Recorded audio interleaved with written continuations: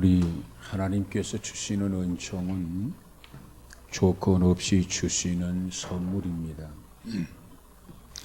그렇기 때문에 누구나 이 은총을 받을 수가 있습니다.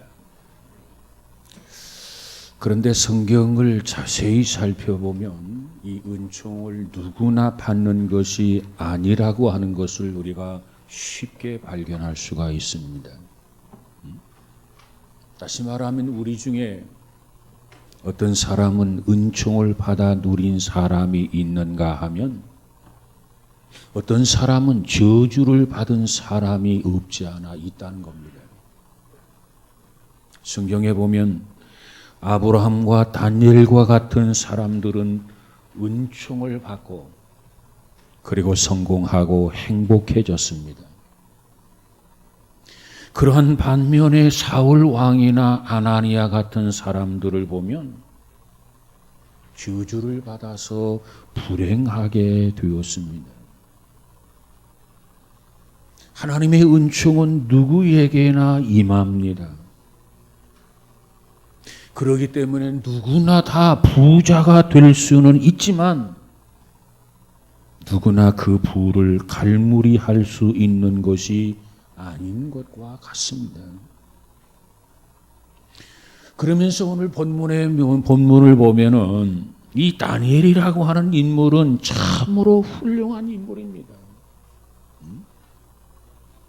그는 하나님의 은총을 크게 받았을 뿐만 아니라 그 은총을 마음껏 누리고 지키는데 성공한 사람이기 때문에 그렇습니다.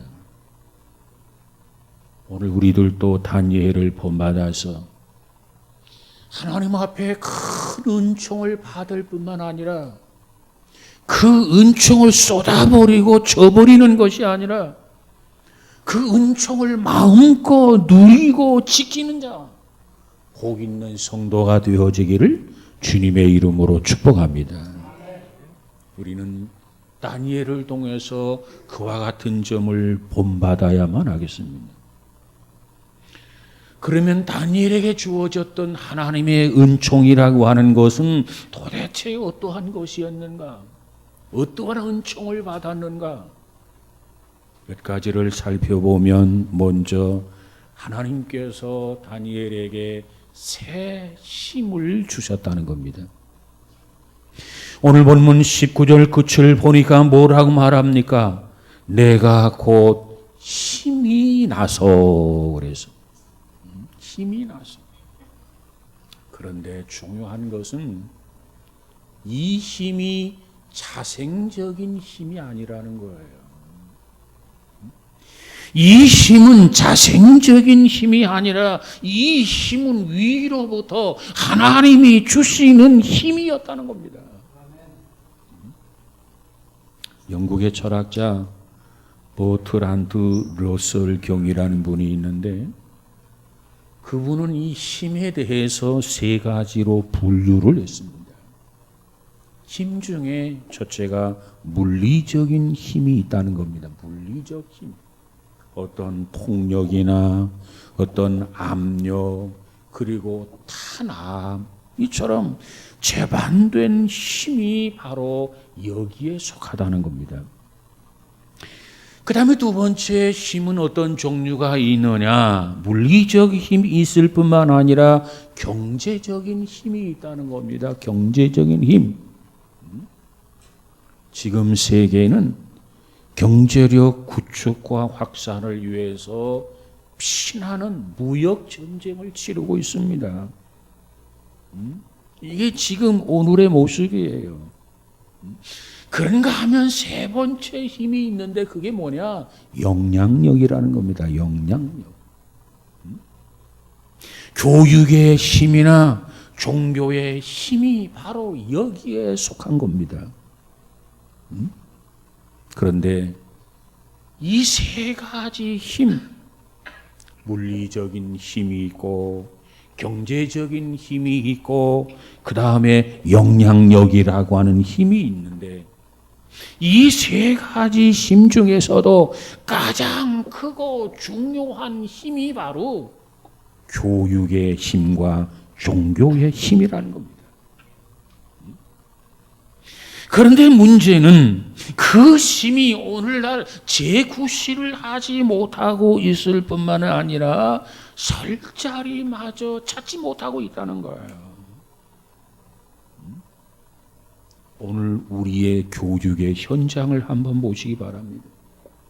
참으로 혼란스럽고 우리 모두를 실망시키는 현장이 되고 말았어요.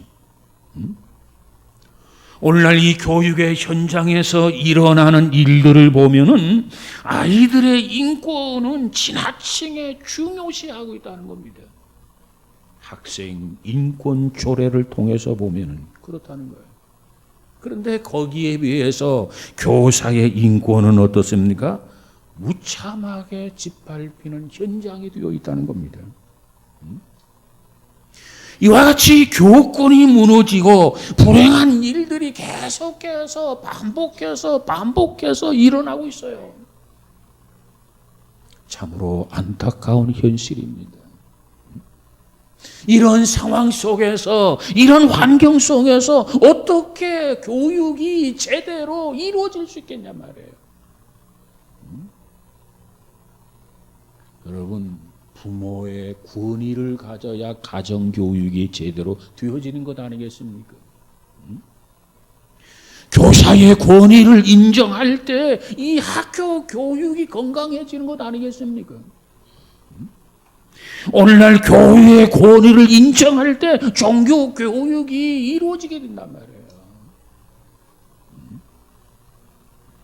그런데 그런 가운데서도 교육의 영향력보다는 더 중요한 것이 종교적인 영향력이라는 겁니다. 종교적 영향력. 한 가지 예를 들어 설명을 좀 드리려고 합니다. 생명을 논하는 그런 두 가지 대표적인 학설이 있어요. 그 대표적 두 가지 학설이라는 게 무엇입니까? 창조론과 그리고 진화론이라는 것 아닙니까? 창조론과 진화론. 여기서 말하는 창조론은 무엇입니까? 하나님께서 태초에 천지를 창조하셨다는 겁니다. 그리고 하나님께서 인간의 생명도 창조했다고 믿는 것이 창조론이에요. 그런가 하면 진화론은 무엇입니까? 찰스 다윈에 의해서 성립된 학설입니다.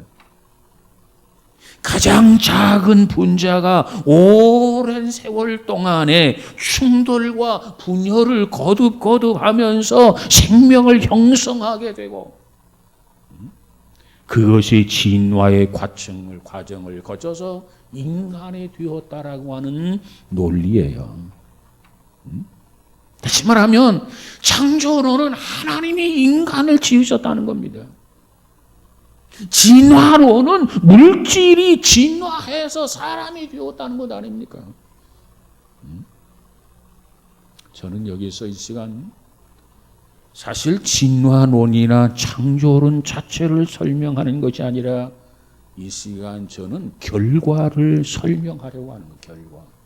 창조론을 믿은 결과, 진화론을 받아들인 결과, 그 결과에 대해서 설명을 드리려고 합니다. 창조론을 받아들인다면, 창조론을 믿는다고 한다면 하나님께서 우리들의 생명을 창조했기 때문에 결코 사람의 생명을 경시하거나 천대할 수 없다는 거예요.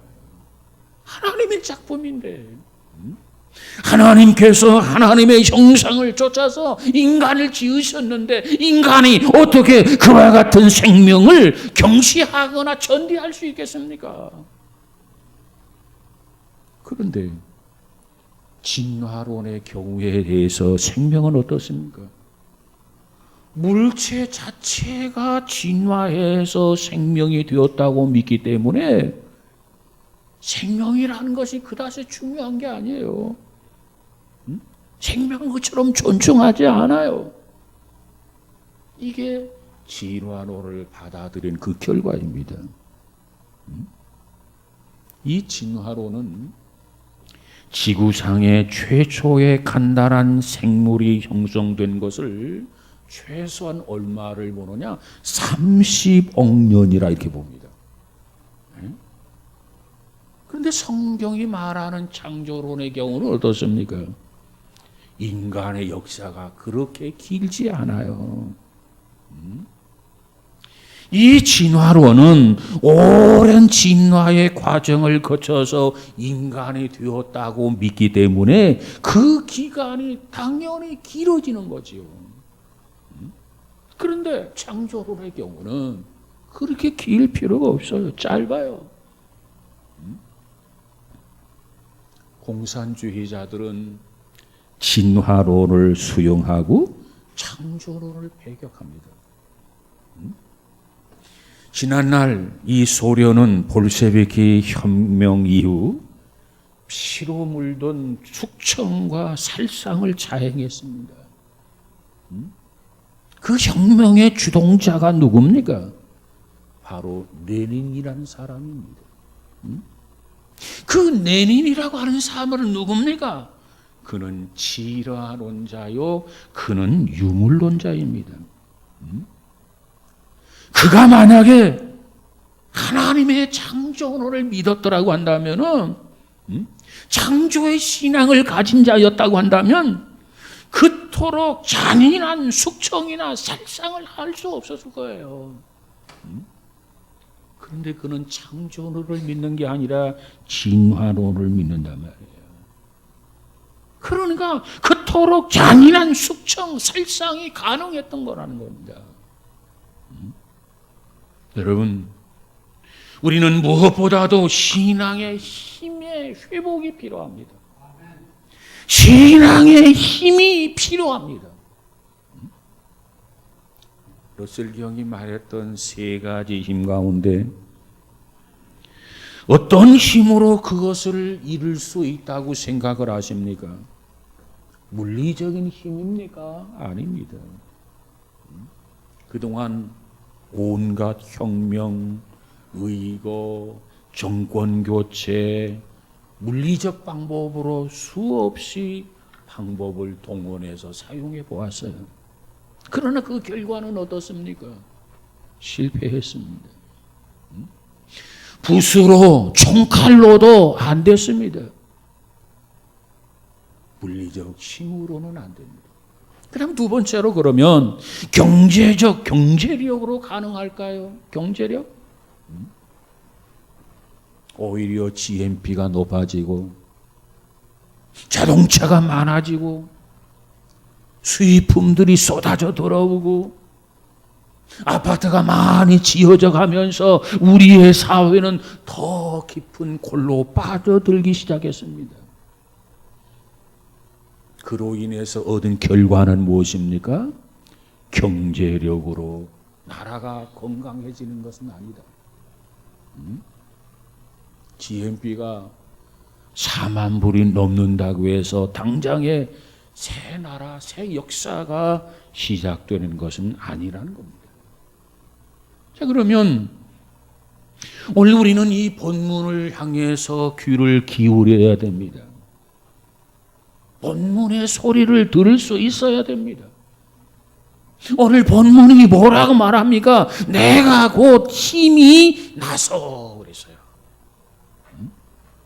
오늘 본문 19절을 보면은 큰 은총을 받은 사람이여 두려워하지 말라, 평안하라, 강건하라 그랬습니다.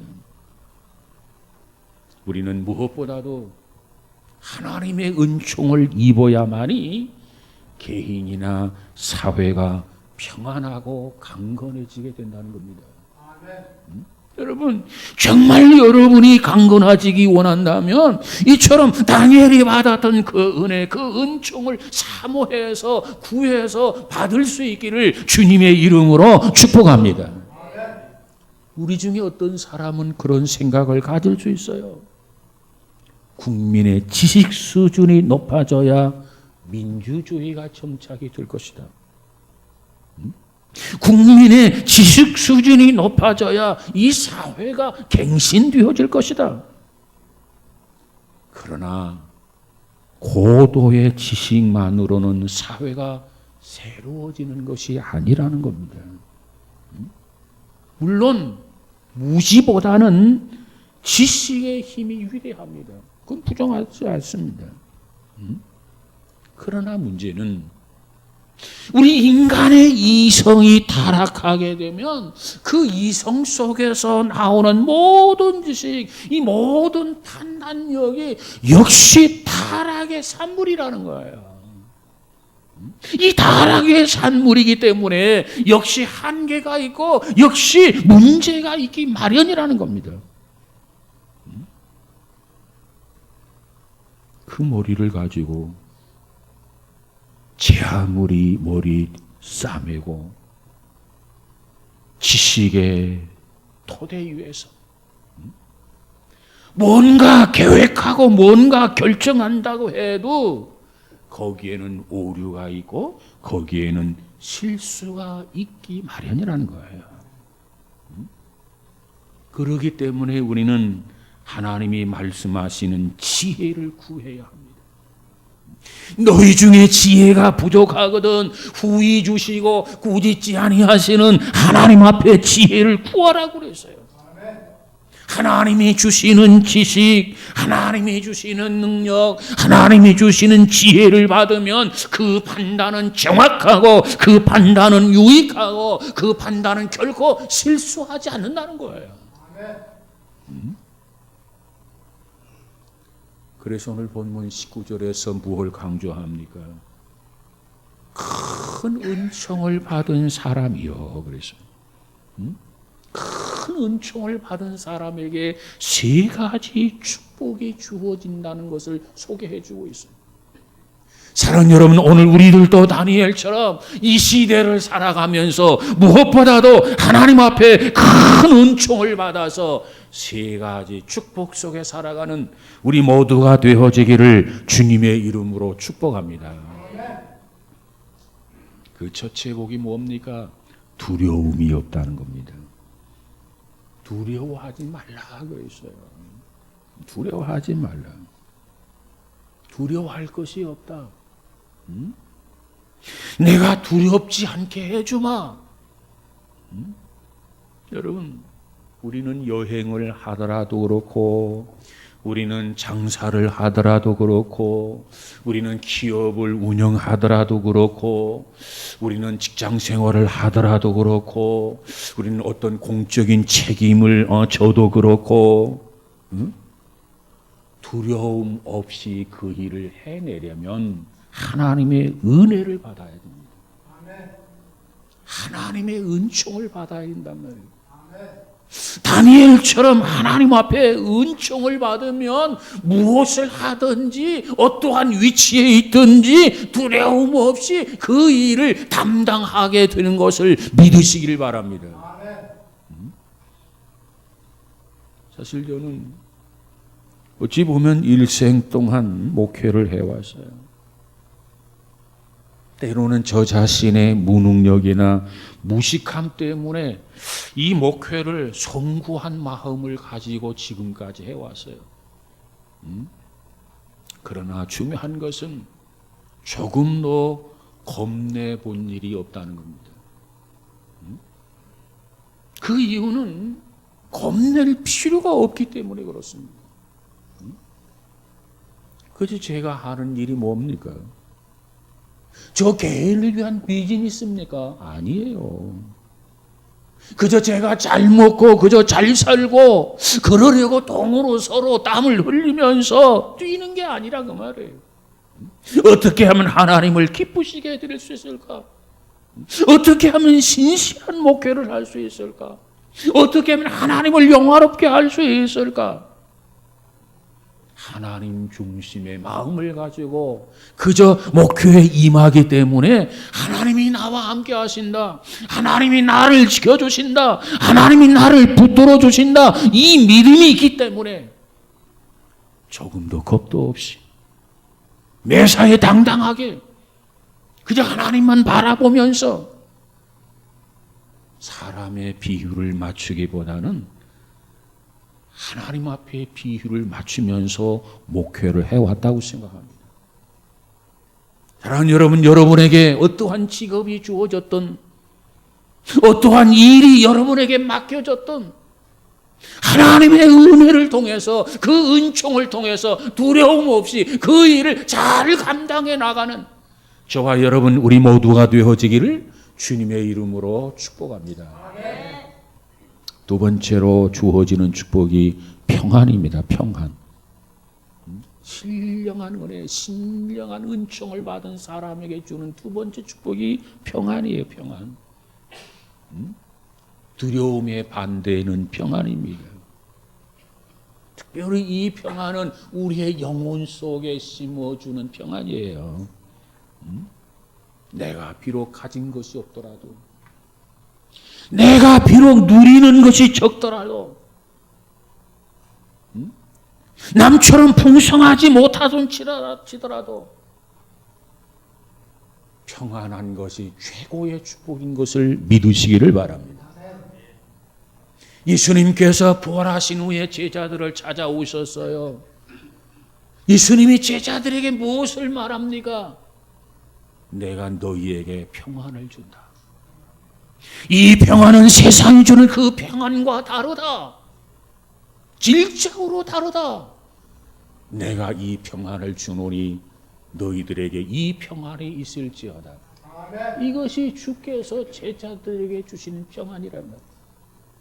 사랑하는 여러분, 우리 모두가 다니엘처럼 큰 은총을 받음으로 말미암아서 우리 안에서 세상이 주지 못하는 평안함이 여러분의 마음에 충만해지고 여러분의 마음을 다스리고 가득해지는 귀한 은혜가 있어지기를 주님의 이름으로 축복합니다. 세 번째로 주어지는 축복이 있어요. 강건이라는 겁니다. 강건. 여기서 말하는 강건은 영혼과 육신의 강건을 말합니다. 하나님이 주시는 은총입니다. 여러분, 우리가 몸의 건강을 위해서 어떤 사람은 나는 자연식을 한다, 나는 보약을 절따라 먹는다, 나는 운동을 한다, 나는 절제를 한다, 다이어트를 한다, 모든 것이 우리 건강에 유익합니다. 그러나 중요한 것은 이런 것들이 건강의 절대적 조건은 아니라는 거예요. 유익은 되지만 절대적 조건이 아닙니다. 그렇기 때문에 그와 같은 것으로만 정말 우리가 우리의 건강을 지킬 수 있다, 이렇게 생각하는 것은 큰 잘못이라는 거예요. 우리에게 있어서 먼저 두려움에서 벗어나야 되겠고, 우리에게 있어서 먼저 평안함이 우리 안에 있어야 되겠고, 정말 우리에게 있어서 건강하다고 한다면 그 다음 우리에게 있어서 바랄 것이 무엇이겠습니까? 그것은 바로 다니엘처럼 하나님의 은총입니다. 하나님의 은혜예요. 여러분, 저와 여러분에게 이와 같이 하나님의 은총이 크게 임함으로 은총이 넘치시기를 주님의 이름으로 축복합니다. 이 다니엘은요, 본래 그가 가지고 있었던 힘이 있었어요. 지식의 힘, 박사장이 될 정도의 힘이 있었어요. 건강의 힘, 누구보다도 다니엘은 건강했어요. 믿음의 힘, 다니엘은 하나님 앞에 끊임없이 기도하는 사람이었어요. 이러한 다니엘이 큰 은총을 덧입었어요. 큰 은총을 더더욱 받았어요. 그리고 나니까 새로운 힘이 솟구치기 시작했다는 겁니다. 이전에 경험하지 못했던 힘이 다니엘의 안에서 솟구치기 시작했어요. 여러분에게도 이미 가지고 있는 힘이 있습니다. 지식의 힘, 어떤 경제력의 힘, 뭐 건강의 힘. 그러나 중요한 것은 이것만 가지고는 안 된다는 거예요. 이 힘만 가지고는 안 된다는 겁니다. 우리가 잘 아는 루터는 뭐라고 고백합니까? 내 힘만 의지할 때에는 패할 수밖에 없도다. 그런 고백을 했어요. 내 힘만 의지할 때는 패할 수밖에 없도다. 힘 있는 장수 나와서 날 대신하여 싸우네. 이게 루터의 고백이에요.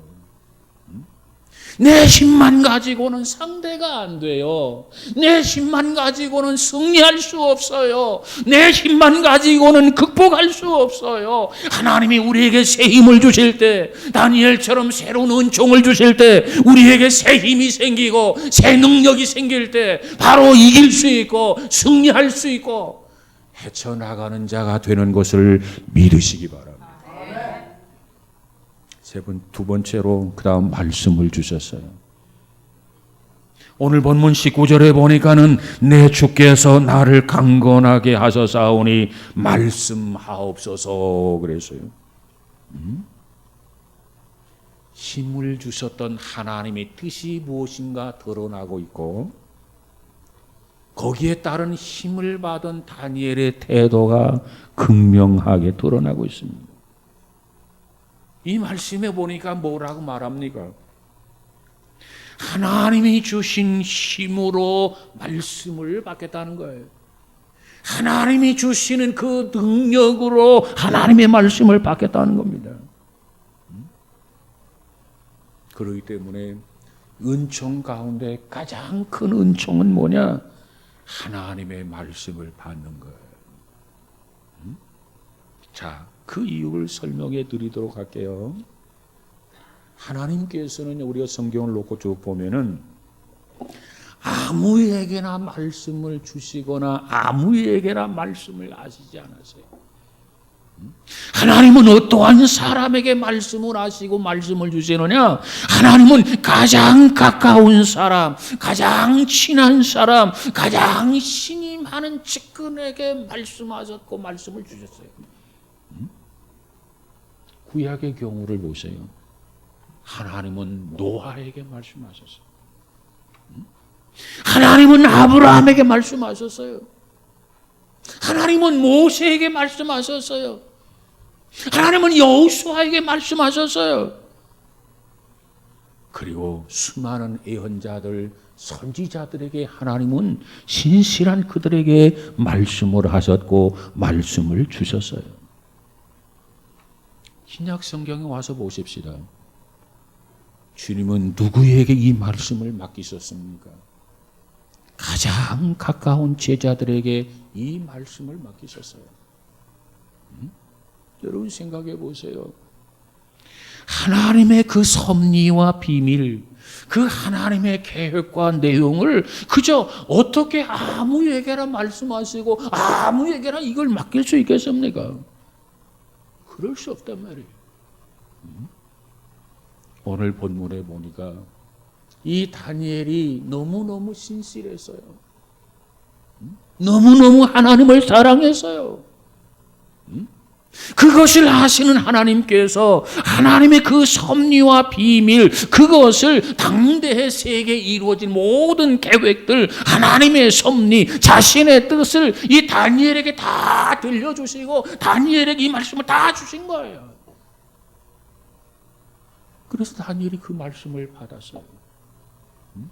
그처럼 다니엘은 하나님 앞에 신임을 받았더라는 겁니다. 그러면 하나님이 다니엘에게 주셨던 내용이라는 게 도대체 뭐냐? 하나님의 계획이라고 하는 것이 도대체 뭐냐? 그 내용들을 살펴보면 세계를 제패했던 바벨론이라고 하는 이 나라가 페르시아에 의해서 망하게 된다. 누가 봐도 바벨론이 망할 것 같지가 않아. 그런데 하나님께서 다니엘에게 야 다니엘아 이 바벨론이 망하게 된다는 거예요. 그럼 페르시아에 의해서 망하게 되면 페르시아는 어떻게 되나? 망할 것 같지 않지만 이 페르시아는 헬라에 의해서 망하게 된다. 그러면서도 하나님이 뭘 강조합니까? 하나님의 심부름 군인 천사장 미가엘을 보내서 미가엘로 하여금 싸우게 할 거란 거예요. 네? 여기에는 깊은 뜻이 담겨져 있어요. 그렇습니다.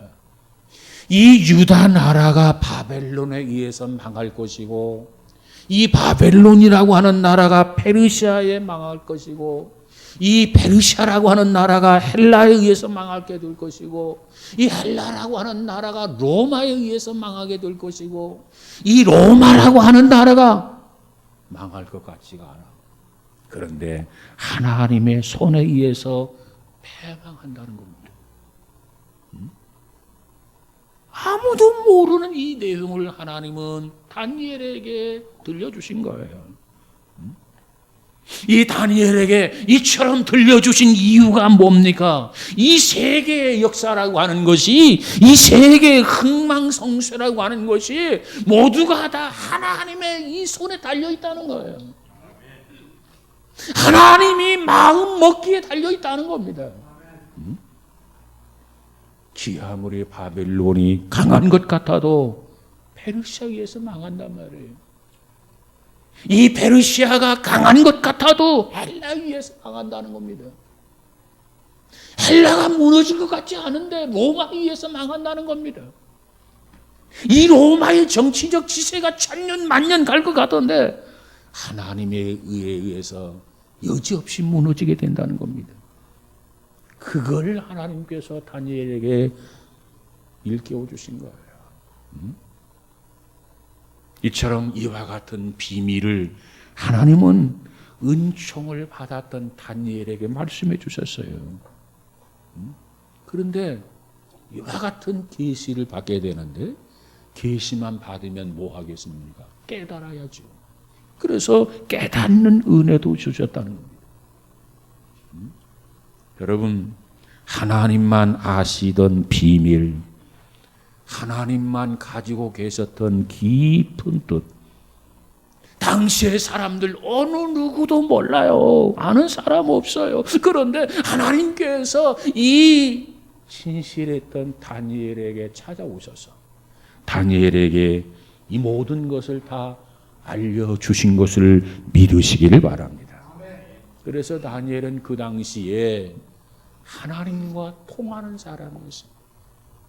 하나님과 소통하는 사람이었어요. 여러분, 오늘 우리들도 하나님 주시는 큰 은총을 받아서 이 시대에 하나님과 통하는 사람으로 하나님 앞에 기도하고 응답받고 힘을 얻는 저와 여러분 우리 모두가 다 되어지기를 주님의 이름으로 축복합니다. 이처럼 큰 은총을 받으려면 어찌해야 됩니까? 다니엘처럼 겸손해야 돼요. 겸손. 하나님께서는 낮추는 자를 높여주시는 하나님이시란 말이에요. 그렇기 때문에 우리가 겸손해야만이 이 큰 은총을 받을 수 있어요. 뿐만 아니라 우리는 이 은총을 사모해야 합니다. 내 지식만 가지고 안 됩니다. 내 경험만 가지고 안 됩니다. 하나님의 은총이 필요합니다. 왜? 성경은 말하기를 구하는 자에게 주신다. 좋은 것을 주시지 않겠느냐? 좋은 것을 아끼겠느냐? 여러분, 구해야 합니다. 여러분, 우리 모두가 다니엘처럼 이처럼 하나님 나에게 더 큰 은총을 주세요. 이처럼 구하는 우리 모두가 되어지기를 주님의 이름으로 축복합니다. 뿐만 아니라 우리의 그릇이 커야 해요. 수도꼭지를 틀고 물을 바켓에다 받아요.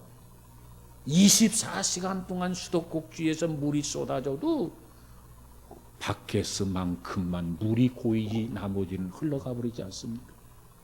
우리 마음의 그릇을 키워야 해요. 우리 마음의 그릇이 작으면 이만치밖에 그릇이 고여지지 않는단 말이에요. 우리 마음의 그릇을 키우면 키울수록 우리에게 이와 같이 큰 은혜 주시는 하나님인 것을 믿으시기 바랍니다. 그리고 하나님을 뜨겁게 사랑해야 됩니다. 왜? 은총이라고 하는 것은 받은 사랑에 대한 보상이기 때문에 그렇습니다. 여러분 뜨겁게 하나님을 사랑하시기 바랍니다. 그리고 이와 같은 은혜를 입었다면 마지막으로 보존할 수 있어야 돼요. 많은 은혜를 받았어도 그것을 보존하지 못하고 그것을 누리지 못하고 그것을 활용하지 못하고 그것을 다 쏟아버린다면 무슨 의미가 있겠습니까? 그러면 내 것이 아니에요. 사랑하는 여러분, 오늘 우리는 다니엘처럼 이 시대에 큰 은총의 사람이 되어져서 은총에 충만한 사람이 되어져서 하나님의 은혜를 누리고 살아가는 복 있는 성도 저와 여러분 우리 모두가 다 되어지기를 주님의 이름으로 축복합니다.